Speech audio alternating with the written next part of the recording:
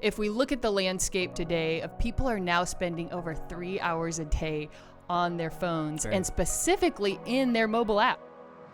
This is Equip and Engage, a podcast by Subsplash, exploring how ministry, technology, and innovation come together to equip churches around the world to engage their communities. Hi, and welcome to the podcast today, where we are going to dive in to your ministry and the mobile revolution.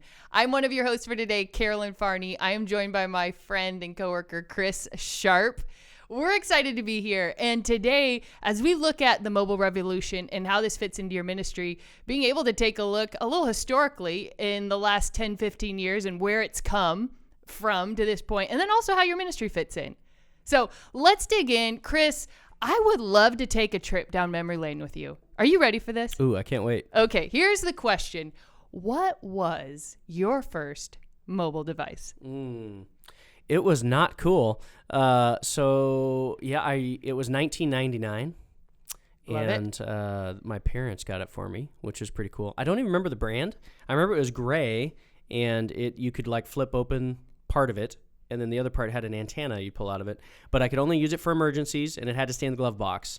And I remember that specifically because I had one emergency, and then when I finally pulled it out, it was dead. So then I had to charge it to turn it on to make a phone call. No texting, just for phones. Made one phone call ever on that sweet device. What was yours, Carolyn? Such a hassle. Yeah, and this is probably dating us too, because I got a cell phone when I was in high school, and it was purely around navigational issues. My dad used to draw out, he's an architect, draw out how I can get places. I mean, it was way straight too lines, much. Though? Yeah, straight lines. Yeah. So when the phone came out, the cell phone, it was perfect because then I could just call him if I got lost.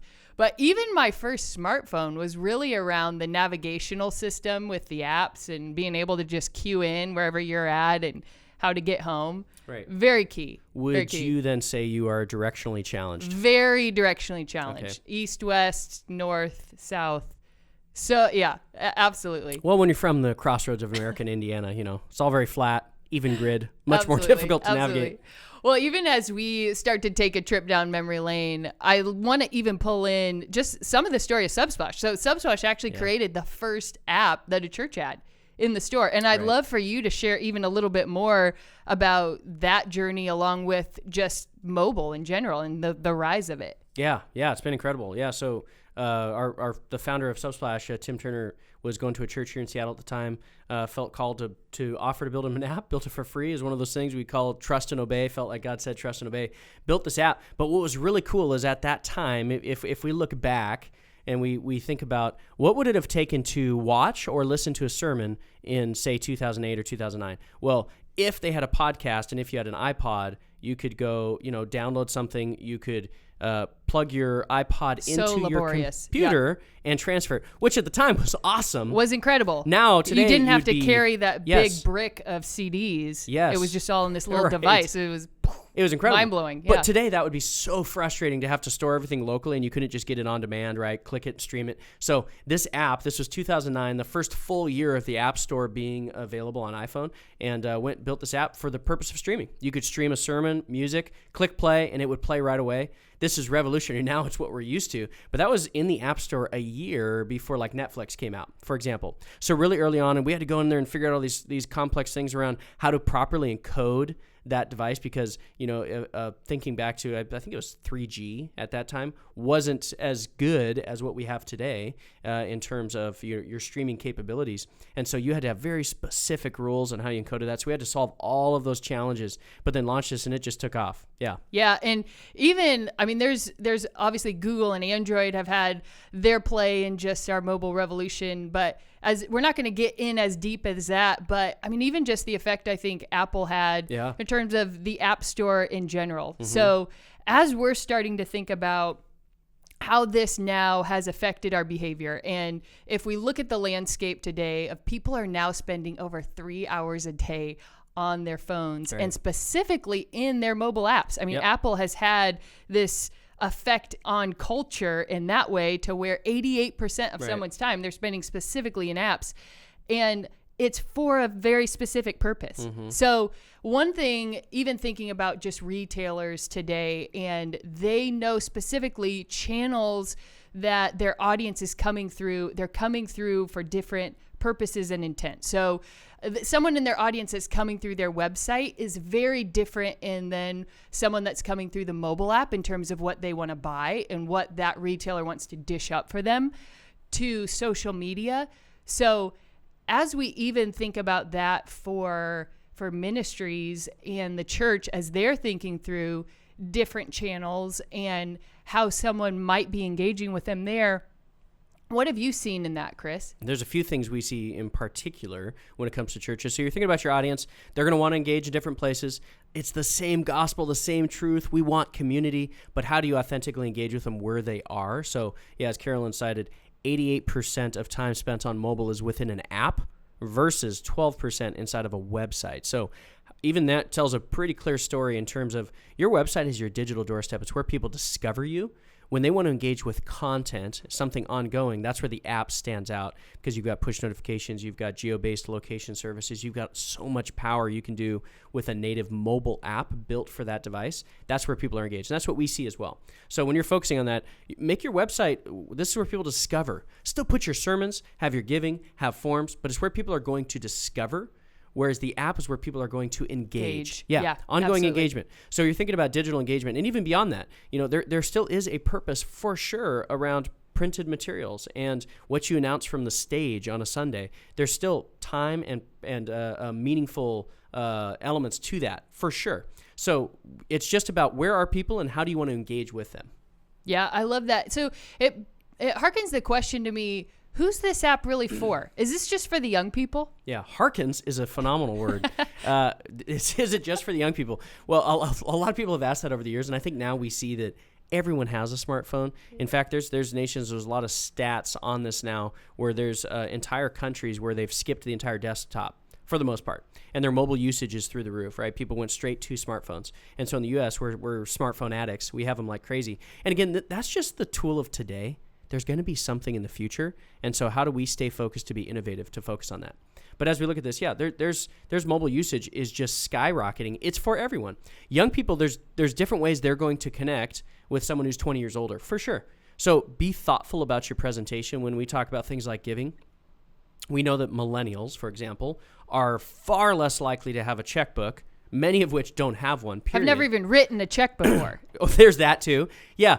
And they don't have cash in their wallet, right? Or very little. That's not how they're going to contribute. But if you say, hey, you can give right now by signing up for this thing, that's easy, right? If it takes them a minute to sign up, put in their card, they're actually very trusting of doing that. They want to participate in giving. Yeah, they absolutely do. And even adding to that as well of thinking about, even if you have those congregants that they are very faithful in writing out the check and bringing it in, that there's all this other opportunity that they can financially participate with you, whether that is there is something on Sunday, you're having a visiting missionary, you'd like to open up the ability for them to be able to financially contribute.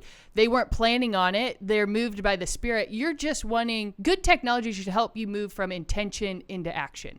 And so having something that they're not carrying cash, they're not carrying check with them. So how, when the Spirit moves, we're able to allow them to take action on the intention that they had. Because we know, I mean, you have kids. Yeah. If you're moved to that and in your mind you go to give or take any kind of action that requires you to come back to it later, what are the odds you remember that once you get home? Yeah, it's actually a lot harder. I just had that recently. But this is speaking back to, it's not just for young people, it's for all generations, but you do speak to them a little bit differently, right? You're going to engage them a little bit differently, how you want to send your notifications, who you want to speak to, which is why making it targeted and specific matters. But everyone is on mobile right now, and they do want to engage with you if they're part of your community. Yeah, absolutely. And I'm even thinking, you talk about a younger, what we'll call just in the millennial generation of you're coming in. Do they even want paper printouts? They want to do that digitally, to where you have that older generation where I know you have the younger generation that grew up with these mobile devices. So it's a form of play. So thumbing around and trying out new things, that's easy for them. You want it simple because if it's not easy and quick for them, they're on to the next thing. Where you take the older generation that didn't grow up with, even I'd say we're kind of part of that. We kind of really took a turn come when we were in high school, that there is an element of, I'm afraid I'm going to break this. So you need that to be simple, easy for them. And I mean, even that we were talking about before, they may engage with some different things throughout the week that the younger generation may not. That's absolutely right, yeah. And with it, no matter what, this is probably the most important thing. How you do it matters. Don't just try to check the box and say, okay, mobile people are there. We're just going to do this and they're going to somehow connect. You have to be incredibly thoughtful about what you're presenting. You want to make sure it's done really, really well. It needs to look good. The user experience needs to be done well. You do need to have a thoughtful layout, and you need to have relevant content that it connects to that individual. And they will be absolutely connected, but don't just check the box. If you're going to put 10 minutes into it, it's probably going to fail, right? You want to take a little bit of time just being thoughtful about, you've got the best message in the world, right? We've got the gospel. We want to make disciples. How do we put our best effort in that and reflect our Creator with our own creativity and effort we put into tech? Yeah, I love that. And we love these conversations. We love having them with churches of all sizes. And so one thing I know we want to communicate is, no matter where you're at on that spectrum, the crawl, walk, run, there's a place that everyone can take in that. And so even just as we wrap this up, I wrote down some questions just for you guys to think about and hopefully continue on the conversation as well. But first off, just have you considered how your people are using mobile? And then also, do you have a strategy to reach them there? Secondly, are you matching your strategy for each channel with the intent for the people that are using it? So whether that is your website or a mobile app or social media, being able to think through how they're going to be using each of those channels. And then finally, are you making the truth of Jesus extremely accessible? Kind of like you were saying, it comes back to, we have the most precious message in the world, and how do we get that out to as many people as possible? With that wraps up this episode. We've had fun. We're excited to have more of these with you. So we hope you join us. If you haven't subscribed yet, be sure to subscribe. Share this with a friend that you've been thinking about throughout this conversation, thinking, hey, I think they'd enjoy that conversation too. We'd love to have them here as well. So until next time, we'll see you later. Thanks for tuning in to Equip and Engage, where we're sharing insights learned from thousands of conversations with leaders and pastors around the world. To follow along with these conversations, subscribe today or visit our website.